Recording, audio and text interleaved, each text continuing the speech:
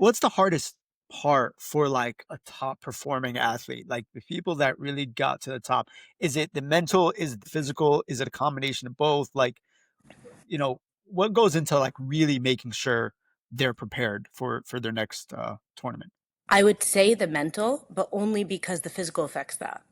So the Mm, mental is affected by the level of competition that they're in, where they're at, their goals, and what they want to achieve, plus if anything physical happens. mm, And so I think the mental is the hardest. I think overcoming injury, a lot of it is here too, because mental. they end up with pain apprehension. They're worried about hurting themselves again, Right. or the opposite, where they don't care and they want to go out and fence. And so, yeah, I think the mental's the hardest, but man, their mental strength. Yeah, imagine the mental strength you have to be to perform on the world's biggest stage. Freaking crazy. It's That's nuts.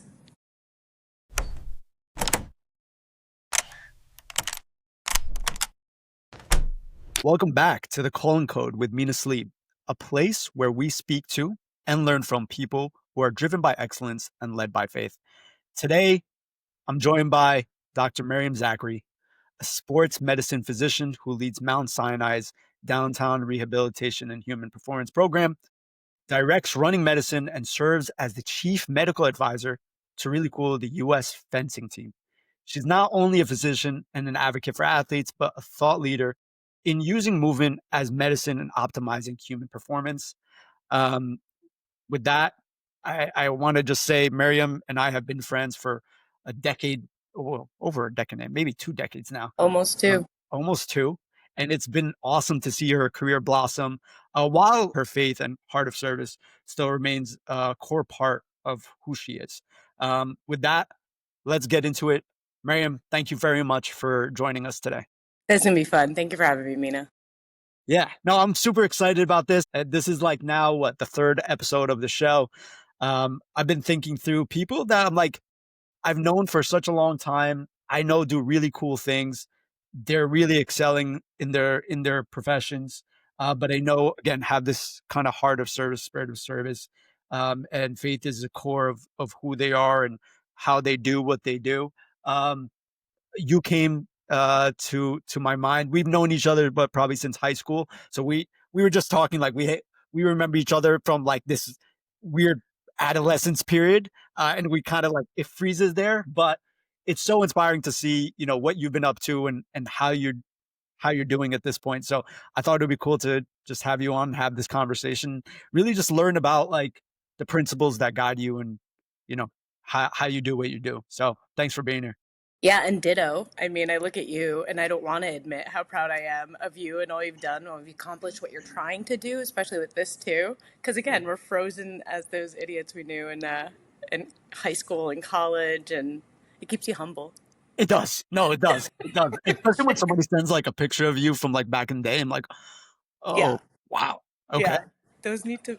We need to burn We those. need to burn all of them. Every But single one. it's good that, it does keep us humble and it reminds us that, you know, we are, we are one, definitely nothing without God, and two, probably idiots. But it's, it's great to be here at this point. So with that, I want to so I always start off the conversation with kind of like this simple but interesting question of like how do you describe yourself? Who is Miriam Zach? Ooh, a servant. That's such a tough question to answer. Um, you have to think of what drives you. So, what drives me is passion for service, my faith, my love for God, my mantra, Colossians 3:23, whatsoever you do, do with all of your heart as for God and not for man. Someone who's tried to do that in their entire life, someone who's been called naive and too optimistic their whole life, but has proven that maybe that's the way to go. I mean, seeing the world with rose-colored glasses is how God intended. So yeah, someone who's naive and optimistic and maybe wore rose-colored glasses for way too long, but doesn't regret it. Um, I'm a daughter, I'm a sister, I'm a wife, and a physician for whatever that word may mean in life, not just my career, but sharing in a title that, someone who calls us to do greater and higher things holds. Yeah. you know, just, that's a tough question. And I think it's tough on every even interview when I interview people, tell me about yourself, is Yeah. when I'm just like, I don't want to do the work and ask you questions. I want to make you sweat. I love that question because it immediately makes the person think of the first thing that, how they identify themselves, right? Like, okay, how would I just summarize myself in, one or two words? And yeah, first thing you said was serving. But I love the concept, and we'll get back to the service component. I think, ultimately you picked a career that like that's at the heart of what you're doing. Um, but I would love to just talk about this like idea of like being naive, right? Usually it's such a that is it has a negative connotation, but you exemplify it being in a positive. So can you talk about that a little bit? Like why that's a big deal for you and why that's like one of the first thing that came to mind. Yeah, let's redefine naive. I think as a society, I believe we should redefine naive. I think naive is being choosing not to see the negative, right? Knowing it exists. I don't think naivety is not knowing the negative exists, but choosing not to see it, choosing not to be surrounded by it, choosing not to be influenced by it. And I think as a society, we look at people that we, deem naive as people you don't know it exists. You don't know what's on the other side of that mountain that you're trying to climb. While naive people are just saying, it's a mountain, I'm going to get to the top. I'm just going to do what it takes, and it's wonderful, and I'm going to enjoy the trees and the views and everything on my way up. Now, if Yeah. that's, call me naive, if that's being naive. Um, I think that allowing the negative in is allowing for unnecessary obstacles, right? Mhm. I think when we biblically, when we say everyone is created in the image of God, we are intended to see things that way as God's creations. And where is the negative in that? Right? If our calling is to see God's creation as God's creation, what negative has He created? So instead of seeing the negative that the world created, I'm just seeing what was intended by God around me. And by doing that, I'm removing unnecessary obstacles and making it easier to accomplish whatever it is that I accomplished. That's a perfect like difference between how the world sees naive naivete or Naivety, yeah, naivete. I think one of those. English isn't our strong suit. No, it's and we're not good at it. No, it's good. That's why I chose to do a podcast because I'm not good at Perfect. yeah, yeah. Um, but no, but I think yeah, I love that idea that you referenced, right? Where it doesn't mean it doesn't exist, and it doesn't mean that I'm not smart enough to know it doesn't that negativity exists, but I see it exists. I'm choosing to like work towards my whatever the goal is either way and potentially give the situation people whatever it might be the benefit of the doubt on the way there. Yeah. And when you do that, you gain friends, Mm. right? Enemies become friends. When you give people benefit of the doubt, even if they didn't want to believe in you, they're almost forced to. Yeah. Like Yeah. I had ill intent, for example, and she didn't identify it as that. She carried on in this relationship, in this friendship, and whatever. Maybe there's something to be said about that, right? I don't know. I think it's just it's what you let into your circle. It's what you let into your. And again, if this person is ill intent and continues to have ill intent, they're gonna stay on the outside because that's not what we see and that's not what we accept and that's not what we call into our circle. Right. So Yeah. No, I love that. Why do you think why do you think people are so shook by that? This idea of, you treat them a little bit differently. You give them benefit of doubt one or two times, and it really completely changes the dynamic of the relationship. I wonder if people are shook by it and they change, or it's more of sometimes we go into situations where it's like, you know, Mina's been underperforming. Mina's been making all these mistakes. Mina's been acting out. And I go as a leader and I sit with you and I say, dude, get your life together. What are you doing? Versus, what's going on? What's happening? Like, what's going on in your life that I'm not aware of? Right? And there's where benefit of doubt then changes because Mina now looks at me as someone who cares about him, not just here to scrutinize his mistakes. I'm not a leader that's going to let Mina's mistakes define him. I'm someone who's going to find out what's happening in their life. I'm someone who identifies a human as so much more outside of whatever my relationship is with them, whether it's their friend, their medical director, their coach, their physician. That's just one aspect of their life. So giving someone benefit of doubt is saying they exist outside of this one aspect. There are so many things influencing this one aspect of their life. Let me find out what that is. So essentially, I don't know if it's changing the relationship, but it's almost finding out what that relationship is, or strengthening this, making the relationship, defining the relationship right from the beginning. Yeah. Yeah, that's awesome, and that speaks to a lot of, I'm guessing, the way you lead, right? Like, so I mentioned you have a bunch of leadership roles. I wanna talk about the fencing, team and the USA fencing. That's so dope. And, obviously, you're a leader in so many different aspects of your life. Um, would you say the idea of, like, it's kind of like idea of empathy, or how would you define the way you lead, right? Obviously, you have like this personal connection with, you know, your team members or whoever it might be, but how do you define the way you lead? So a lot of my leadership skill come from amazing mentors and leaders that have guided me all along, a lot in my career.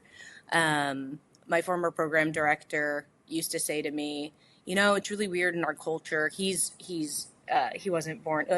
He's Puerto Rican, so just not mainland United States. A little culturally different." And he said, "It's weird how in our culture you could see someone's face every single day and not consider them family." He's like, "I see these people more than I do, my mother, more than I do my siblings." And he said, "I think it's weird. I think it's frowned upon in the workplace to treat people like family, right? You have to keep your boundaries and you have to keep your wall up. But that empathy comes easy when you think like that. I see this person more than I do anybody in my life. I see this person more than my husband who I live with, right? Like 9 to 5 every day in this office, dealing with them on weekends. It's the nature of our job too. And that empathy comes easy when you do that, right? Because if Bishoy, if my husband does something wrong, I'm not just gonna, cut him off. That's it. I'll be like, dude, what's up? What's going on? And so if you translate that into your work, and I know that's frowned upon, I know it is, but I disagree with that. I think that um, when you build that culture in your workplace, when you build that culture wherever you are, where you treat everyone like family, empathy comes easy. They're family. You care about them. You don't care that they didn't answer your email. You care about why. What's going on? Um, and also, people become who you tell them they are, right? So if I tell someone, you didn't answer your emails again, you're awful at answering your emails, you don't do anything, guess what? Might as well have. But if you tell someone, hey, this isn't like you, you're actually pretty good with these tasks, they're going to feel empowered to actually be good at that. And again, all of it comes easy when you build that culture, when you look at these people, when you truly care about each individual you're dealing with, and it's not a job and it's not a task. Right. Did Yeah. that answer your question, or I go Oh, off on no, so it good at definitely does. Like, tangents? there's so many, So good at tangents. I'm at you. It's actually really, really thought provoking. So I'm just thinking about, like, one, why don't we see more of it, right? Where, because, a lot of the leadership books and the things that we read, or not necessarily the things that we read, because I think some of the principles that you're stating, like, people speak about, but they often don't do it, right? There's just like this aggressive nature in the workplace, and especially where you from like a boss to somebody that reports to them. Um, why don't more people?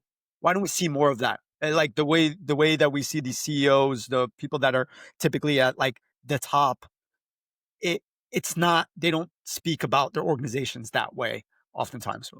I don't know. I feel like it's a fear of losing respect, but then I challenge them. Do you go home and set boundaries? And if you say no, how much respect do you have for your wife? Mm, The utmost, right. right? So why? I get it to a degree. I get when people get too comfortable and too friendly and too whatever, but vice versa, if they are, then they more easily are receptive to whatever you need to say to them, to whatever feedback you have to give, because they're comfortable, because they know where you're coming from, as opposed to, I'm sitting up on my throne, nobody can come near me, and I'm going to dictate and talk down. That's just, I don't know. I'm not a CEO, and I probably won't be one because of this. Oh, But maybe. No, I actually, the interesting thing is, I think the way you started off, you said like oftentimes people look down on those who are naive or they think negatively about this. They think negatively about people who are kind or empathetic. Those people come last, right? Good guys come last, right? I think you're you and a lot of people that I know are proving this to be wrong, right? They're proving this idea to be wrong. So, you know, who knows where it's going to lead, but it's obviously led you to a great place. I think so too. And I'm going to be proud of that because I do want, every generation after to see that being optimistic, being positive, seeing the world for what it was intended to be, isn't bad, and you're not going to get left behind. And I remember, and I think it's the people that love you the most and worry about you the most that don't like it. That it makes them so uncomfortable. They're so worried about you out in the world. My brother would always be like, "Mariam, you don't understand the world, man. Like I don't. You do not understand the world. I don't know how you get along." And Right. now I get to look at him. I'm like, "Hey, Ah, I very must funny. understand the world a little bit." A little bit. He'll never admit he's my older brother, Yeah, but he'll that's never admit it. that's yeah. No, He'll I'm never admit still whatever. But it's cool to like have heard these things and from people who love me and care about me. Again, those are your fiercest critics because they worry about you, um, and then say like, man, I must have done something right, you know, and all glory to God, but there had to something had to give there. Like maybe it's okay to be happy it. and be Crazy concept. it's a wild world out there. I'm not blind or naive to that, right? Like it's a crazy world. What are we letting in to our circle from it? And we're part of all of it, right? I don't want to say like, oh, I'm blocking myself out in this circle where everything is roses and sunshine and rainbows.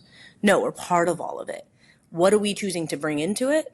And what are we choosing to absorb from it, if that Yeah. makes sense? No, it does. It does make sense. And what's really interesting is I think a lot of people want to be like that, and oftentimes they start like that, right? They start with all of these like things that you're describing, these characteristics or principles that you're describing, but the world brings them down from that, right? The world's a hard place. It's tough. Like you deal with a lot of struggle, you deal with a lot of heartache, you deal with loyalty, you deal with all this stuff. But oftentimes it changes you, right? The world changes you. How do you how do you kind of like stay steadfast in that? And I think honestly for me, I think about like I try to have some of these things that you're talking about as well. But then you get to a situation like, yo, I don't want it. I don't want to keep doing the quote unquote right thing. Like this is annoying. How do you keep that? Well, first of all, let me I do every day.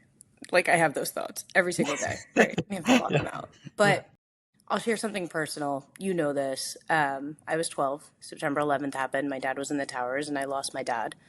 And at the ripe age of 12, I actually saw evil, right? And it struck really, really close to home. I saw the man who, in my parents' relationship, he did everything. He took care of all of us. I was like, my mom's not going to survive this. There's no, she didn't do anything. He did everything around here. She's not going to survive this. And I questioned God. I was just like, show me your face. Where is your face? Where do you exist in this situation that I'm in that has taken over my entire life and who I am and my being? I lost my father in this huge tragedy of evil, and so many people have died. Where do you see good in that, right? You don't immediately. But I challenge anyone who goes through any tragedy, and there is no tragedy too small. We don't have to compare one tragedy to another. There are smaller tragedies in my life that happened also after, but I challenged God, and I would say it was for 4 years because I remember very vividly at like 16 kind of coming to, but challenge him saying, where do you exist in this? You exist in everything. Where do you exist in allowing for any of this?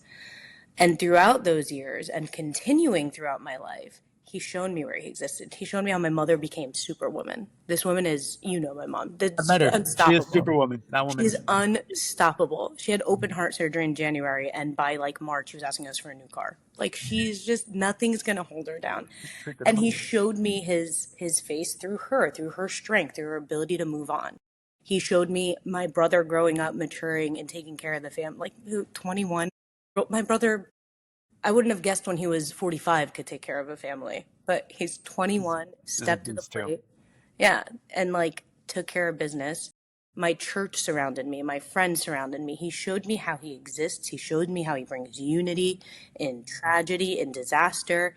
He showed me how you can't go on without him in these situations. You can't go on without seeing the good. You won't survive if you don't see the good that comes from all of this, right? Like we're allowed to be tried. We're allowed to go through hardships. It's about how then we approach it. And that's what I say. I always challenge everyone, approach it with, there must be good. There must be, I'm not seeing it. It's me. It's my weakness. And at 12, that's not how I approached it. I approach it as there is no good, right? But God is faithful. God is faithful. You ask to see his face, you ask to see good in every situation, you will. And I got to learn that early on in life. So every time there's a tragedy, and we have tragedies daily, right? You know, God forbid my coffee order's wrong. There's daily tragedies. You know, what's the good in this? What did I benefit from it? You know, I'm late because there's traffic. What was I protected from? Right? And it's going through something like that. And again, it doesn't have to be something like that. I'm not going to say small tragedies, any tragedy, and teach you that what does it take to move on? How did I make it through that? How did I get out on the other side? And that's seeing the good. Choosing to overcome, choosing to see the positive that comes out of everything. And did I think at 12 that I was ever going to be talking about the positive that came out of losing my dad to a major tragic terrorist attack that killed thousands of people? No. But Mina, I could talk to you for hours about the good that came out of it.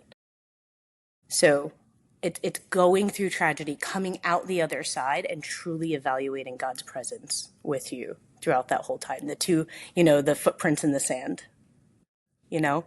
So that's how you do it. That's how you do it. Just challenge yourself, challenge God. That's freaking awesome. Yeah. So That's really awesome. Do you think somebody can get to that point without going through tragedy? Do you I think, think, I think we all go through tragedy. Again, everything in my life, I say redefine this, redefine that, because I think we should redefine tragedy. or struggle, right? Like just Struggle, normal struggle, yeah. yes, yeah. Um, I, we all go through struggle. I, I don't think that anyone is free of struggle. Because we look at, I think some people look into other people's lives and they're like, man, they got it, right? Like whatever it is, they got it. They don't know, like they've never been through X, Y, or Z like me, right? Like, look, I look at your life and I'm like, I couldn't even fathom this happening to me at 12, and then being like, man, God is good. Like it's a crazy thing for me to even comprehend. So I look at, oftentimes we compare struggle, right? And then I'm like, wow, she's had more struggle than me. So, that's why she's able to understand. I'm not. Yeah, I think we got to just not know. For example, when I first met my husband, he looked at me like someone who has it all together, who's never struggled. Yeah. Before getting to know me, knowing everything, right? Never struggled, never anything. He looks at me and he's just like, she is this, like, well established, successful, kind. She doesn't have loans. She got scholarships. She's a goody too. There's no struggle in her life. She's Right. made it. Right. Residency was the biggest struggle in her Right. life. And I was like, homeboy, let's talk. Yeah. Yeah. Yeah. Where should I start? Yeah. Right. You actually have no clue. Right. Yeah. So when you look at someone, what you see is not the entire truth. So we comparisons the thief of joy, we know that, but also in like the other regard, we don't know what each person struggled. We don't know what happens every night behind closed doors in this person's room.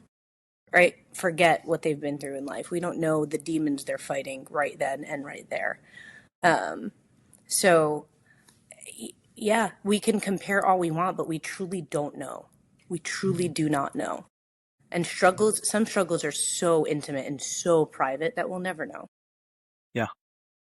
Well, that's I think that's a really awesome way to take something that's super tragic and then turn it into probably your greatest strength, which is this idea of, looking for a silver lining and looking for the goodness and, as many things as you can.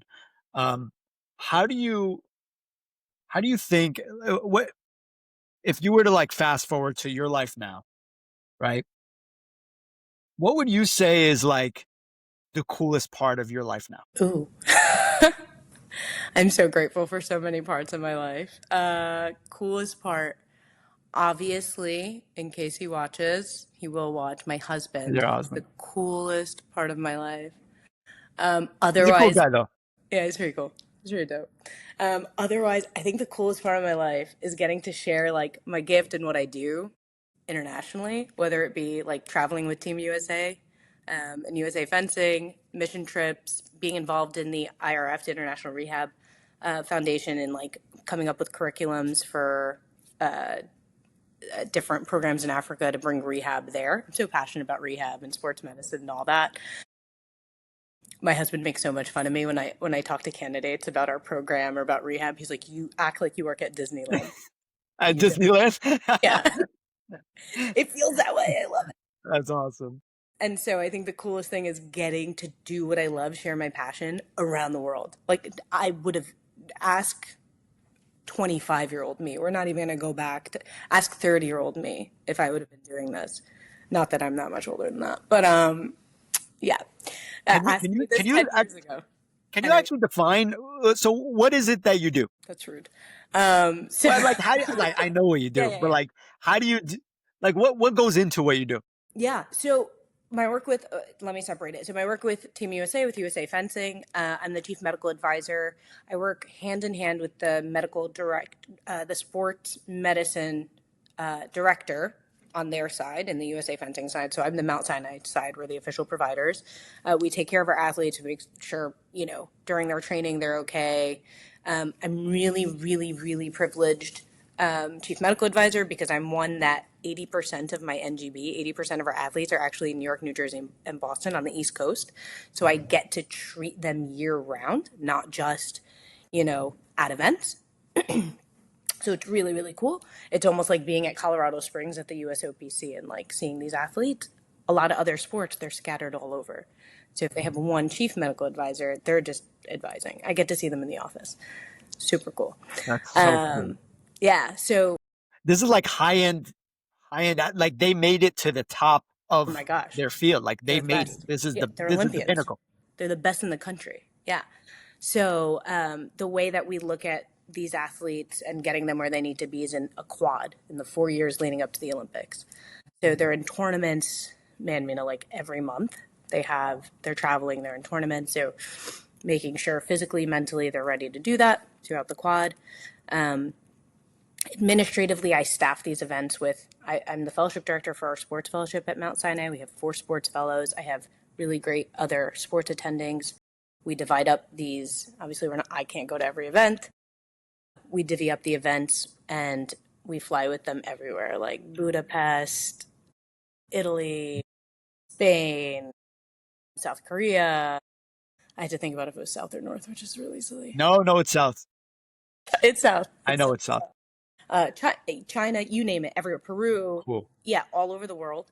And then we also cover their domestic events. So every state that they have an event in monthly, we have a NAC or a national championship. We cover those events too. So we're there to make sure they're safe throughout that. We cover some of their camps. And I'm just in constant communication with our director of sports med there, ordering whatever lab work, whatever test they need, because she's constantly with them and traveling too. So What's the hardest part for like a top performing athlete? Like the people that really got to the top. Is it the mental? Is it the physical? Is it a combination of both? Like, you know, what goes into like really making sure they're prepared for their next tournament? I would say the mental, but only because the physical affects that. So the Mm, mental is affected by the level of competition that they're in, where they're at, their goals, and what they want to achieve, plus if anything physical happens. mm, And so I think the mental is the hardest. I think overcoming injury, a lot of it is here too, because they end up with pain apprehension. They're worried about hurting themselves again, or the opposite, where they don't care and they want to go out and fence. Um, and so, yeah, I think the mental's the hardest, but man, their mental strength. Yeah, imagine the mental strength you have to be to perform on the world's biggest stage. freaking crazy. It's nuts. That's really amazing. That what's the coolest place you've been to so far? Man, I've been to a lot during COVID, which was a medical bubble, which stunk. It's cool going to Cairo because everyone there thought I was American and would talk crap about us in Arabic. And I'd respond No way you respond in that. Arabic. That's like the most, that has to be the most embarrassing thing that one Best. could do. It was the best. I That, made some really great friends that's on the amazing. investigation. They're about, I'm sorry, I'm sorry. And a lot of them would just freeze. Like, am I hearing things? Did this They're work? like, if I don't move, you won't notice me. Not here. But Cairo was cool. Peru was cool. Budapest, I was in a medical bubble. What a shame. Like I was in Budapest and I couldn't tell you the difference between Budapest and New York. That's yeah, because the Olympics happened during COVID. That Wow. was before Tokyo. Yeah, that was one of the Wow. qualifying events for Tokyo. Yeah, we got to talk about this. We got to talk about COVID a little bit. Like you you experienced COVID really different than definitely me, right? Like I you think so. like I was gonna say most, but I'm like for sure me, right? Like you were on the actual front lines of this absolute disaster, and you weren't apparently here just in New York. You were everywhere. Can you talk about that a little bit? But yeah, I was a first year attending. Yeah, yeah, it was cool. Yeah, first year attending. Oh, this is what it's like. Amazing. Yeah, rehab doctor. What do I know about medicine? We were talking about this before. The more you specialize, the more you forget everything else. Um, March 17th, 18th, something like that. Everything shut down. We went virtual, and our chairman was like, hey, our rehab units are being converted to COVID units, to medicine units. Basically, everybody had COVID.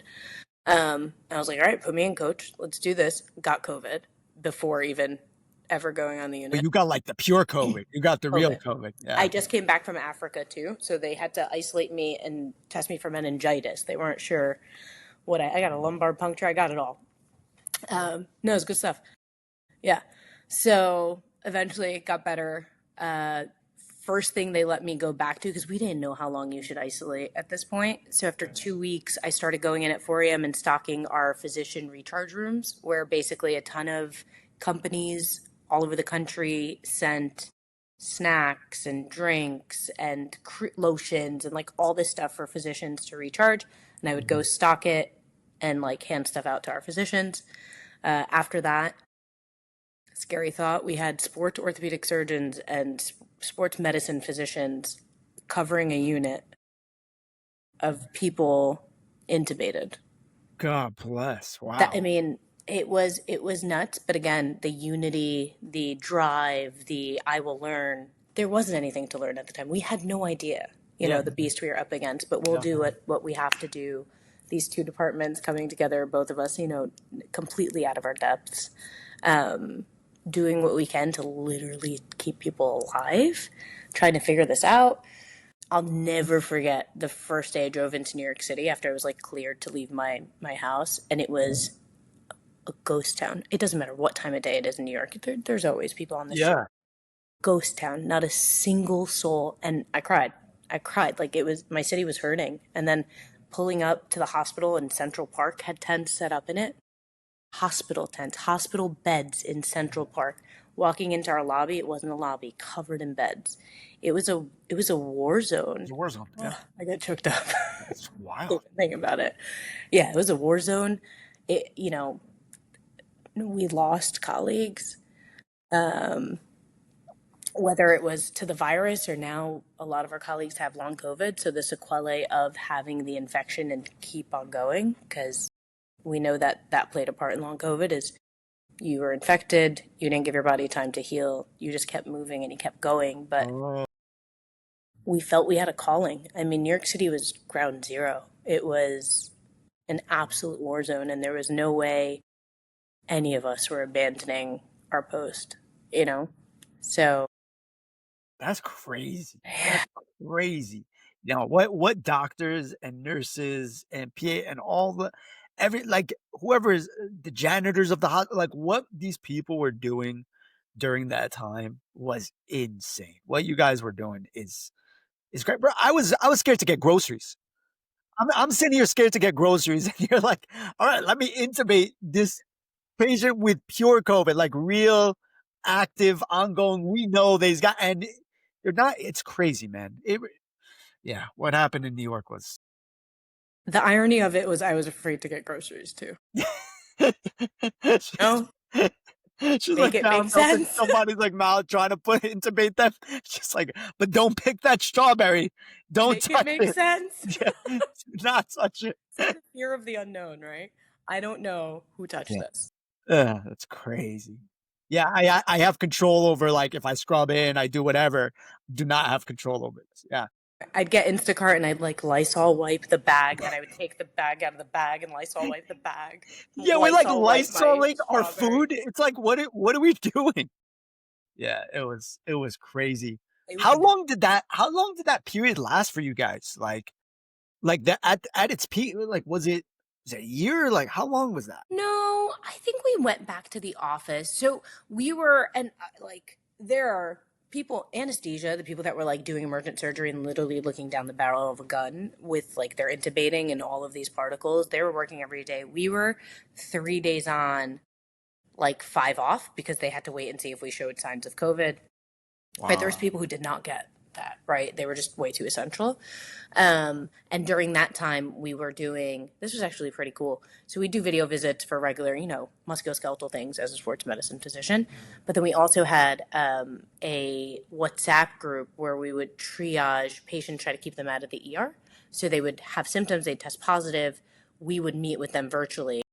Like we had a WhatsApp group of physicians and like admin staff that patients would contact, and they'd be like, "Hey, Dr. Z, can you grab this patient, Dr. Wong, whatever." And we'd see them at rehab innovation department. Somehow we acquired little pulse ox. So if we thought someone needed pulse ox monitoring, we had a van driving around the city dropping off pulse oxes to people that we deemed necessary because we're like, okay, we don't think they have to go to the hospital, but we do have to continue to monitor their Right. oxygen. So yeah, we were like an ER triage Ah. team virtually, which was Oh, pretty so cool. you don't continue to overflood the hospitals. Yeah, Yeah. yeah. So, And but when I did think it? Yeah, July. I keep going. think we went back to the office. So that was March. I think July we went back with like extreme precaution, extreme. So less people, less physicians seeing. On any given Tuesday or Wednesday now in the office, I have 4 or 5 of us seeing patients, right? Which means the waiting room's pretty full. I think we limited it to two per session. There's only two doctors seeing, and we expanded our appointment times that in between visits, sorry, someone could sanitize the room very diligently. So going back to normal, good year, at least a year, At least a year. Wow. at least a year, probably more. I have an interesting question. Like this was an absolute disaster. It was one of the worst things that happened to us while our generation, the generations previously, like one of the worst things to happen to the world in a century. Do you think your career would be the same if you didn't go through that? No, no, because going back to my Budapest trip, um, that was one of the first qualifying events for Tokyo after the world opened up. That was in March of 2021, so 1 year later. Still medical bubbles, still all that stuff. The reason that USA Fencing signed a contract so urgently with Mount Sinai is they needed physicians. They didn't trust sending, or they found it more prudent sending physicians on these trips with the athletic trainers and the chiropractors to deal with complications of COVID, or if COVID were to arise, if somebody Right. tested positive for COVID, could handle the medical complications associated with it. So 100% my career wouldn't have been the same because that contract was signed for that reason. I Oh, ended up going on that first trip, ended up being a disaster. It was a super spreader event because we were learning. right. I wrote to, our governing body. I wrote to the US, not the USOPC, to the FIE, which is the governing body of fencing internationally, about mitigation strategies and things that maybe we can do to make other events better. And they were just like, we like this chick. She should probably be something. Yeah. Lead something here, please. Yeah. So, um, And because, but anybody could have did that, right? Meaning anybody could have taken the opportunity. Anybody could have shown the initiative. Like, what made you do that? Like, that's what I'm trying to hone in on. Like, anybody can do anything, but there are a few of us that actually do them. whatsoever you do, do with all your heart as for God and not for man. Like, if I cared enough about this organization I worked with, if I cared enough about these athletes that are going to be traveling on the next trip to the next country with the next super spreader event, then I need to speak up and I need to do something. But on that, I got the opportunity, which is not something to be ignored. I got the opportunity to travel. I was given that opportunity. Of course, we place ourselves, right? But I was given that opportunity. And I was given that opportunity because I chose to place myself somewhere I'd be celebrated, and that's a whole other topic. But I went in there. I wasn't just, I don't know, that notion of leave something better than you found it. I was just gonna go. This event was gonna suck. So many people were gonna get sick, which is completely against what I do in life, and Yeah. then just be like, all right, guys, it's been real. Yeah. Like, good luck in Russia. I'm not. It Yeah. just doesn't make sense. Right. So I felt responsible. I was the one that covered the first event where we knew nothing. So cool. So it was a responsibility. It's like, hey, what did you learn? Share it with the class. Yeah. But it was a responsibility, but it also was kind of dangerous, right? It was also kind of putting you more at risk, right? Like, at that point, you were probably also a little tired, right? Like, A little. yeah, like you're also exhausted at that point. So how do you balance the two? Like, okay, I'm exhausted, but I also care. So what do I do then? Ask Myrna what our training looks like. Our training is literally to be exhausted and care. I, I always tell her, I'm like, man, I don't know how you guys do this stuff. It's crazy. You And guys are, he's special too. Like, yeah, he's the type that's never gonna. It doesn't matter how tired she's gonna be. yeah. As a Gonna reference, get that. Myrna's my wife. So, Yes. yeah, just in case. Yeah, Who but is also a rehab doc. yeah, she is. Yeah, she is. So that's So why I it's am extra proud and continue to bring her up. following in your footsteps. But yeah, like, yeah, this balance of, man, that also applies to like everything. So outside of medicine, right? Like this idea of I'm exhausted, but I also care. Like, how do you just continue to push on? So in medicine, we're trained to do it, right? So in our career, when I'm in the office, I am on. I mean, if I'm having a bad day, you couldn't tell in the office, and I like that. I sometimes, when I have days where I'm not feeling confident, I step into my practice and it's back, Yeah, right? yeah, So we're just trained to be on. We're trained to be tired and care, yeah, right? Just yeah, like you said. The way that translates outside, though, for physicians, I can speak, and it's hard. It's hard. It's hard to be talking to people all day, caring about people all day, hearing their problems all day, and then come home and continue to do that. But that's what you do. You're a partner. You're a mom, a dad, or whatever. You do that. It is a blessing for me to have someone who went through medical training, who is a physician and who understands, because some days I come home, I have such bad decision fatigue that I can't answer the question of like, what do you want to drink? Can I get you a drink from the fridge? I can't answer. I have such bad decision fatigue. And he gets it, and so I'm blessed. And I think a huge thing in medicine, in life, is having a line team, right? So when people summit a mountain, they don't summit the mountain on their own. They have a line team. And we don't talk about this line team. This line team makes it more efficient and makes it possible to get up that mountain. Have your line team. Have your team that understands that, hey, sometimes I need you to pour into me. Like, I'm going to come home. I'm going to have nothing left. Right. And that's why I think in our career, everybody, I'm not just going to say physicians, need their line team, need that team that, like, when you're climbing that mountain and you're just stuck, they're going to pull you along. I love that. Find your line team. I love that. Find your line team. I Yeah. like it. And they'll Like get that. it. They'll get it. They'll get your tired and care, but they'll understand the tired part. And they're going to pull you, they're going to continue that upward trajectory that you've been on all day, all year, your entire life, as long as they know and they understand, and you prepare the people in your life to be your line team. And guess what?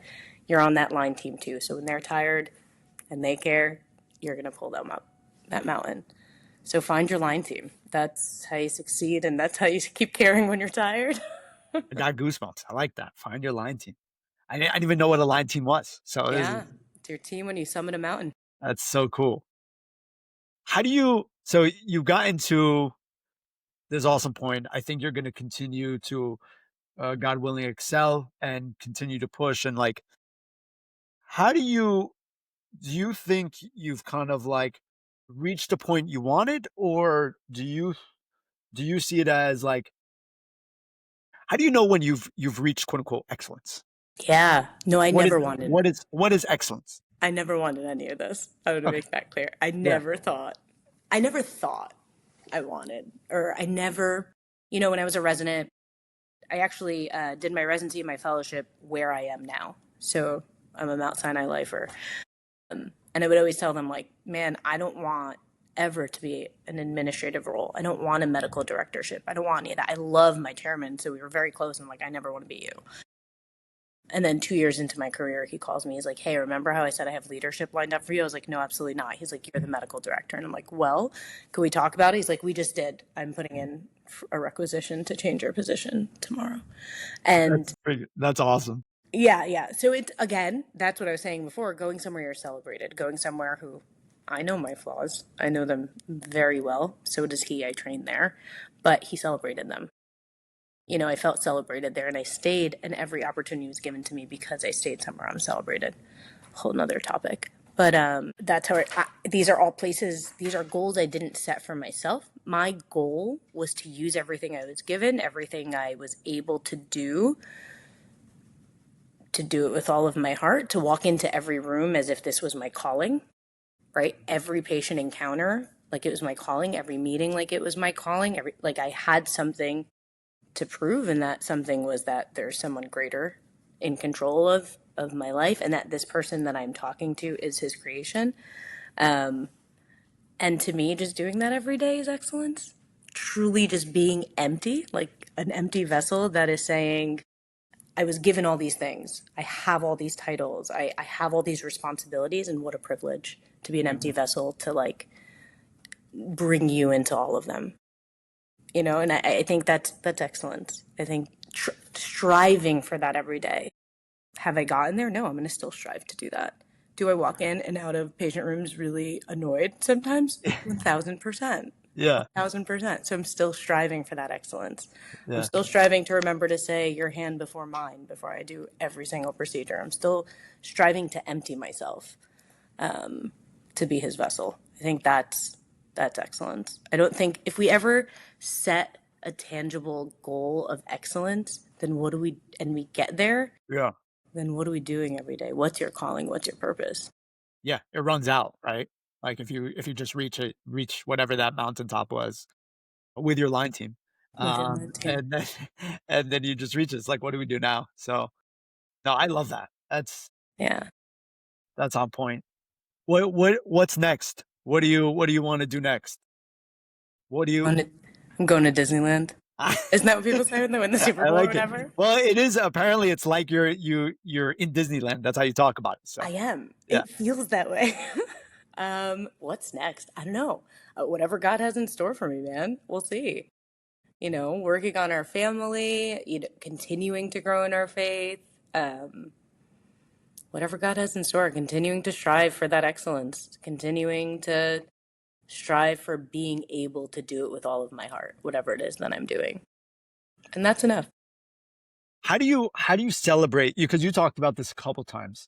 How do you how do you celebrate somebody's weaknesses? Like you mentioned, I went somewhere where I was celebrated. Even in my weaknesses, I was still celebrated by, you know, the head of whatever department, like my superior. Yeah, my How do chairman. you do that for people? How do I do that for people? Again, Or how would we do that for people? Like, seeing them for who they are outside of that one situation, right?